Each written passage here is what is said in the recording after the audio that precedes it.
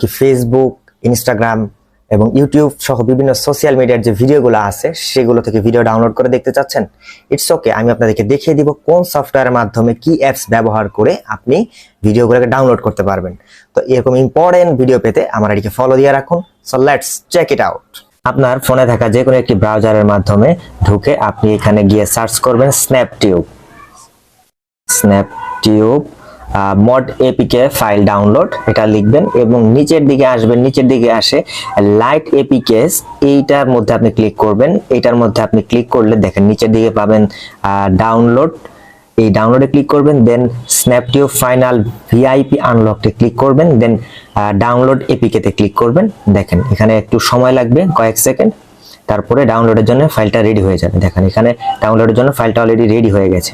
তো এখানে ক্লিক করলে আপনার এখানে ডাউনলোড অপশন আসবে, আপনি এখান থেকে ডাউনলোড করে নেবেন, তারপরে ইনস্টল করে ফেলবেন।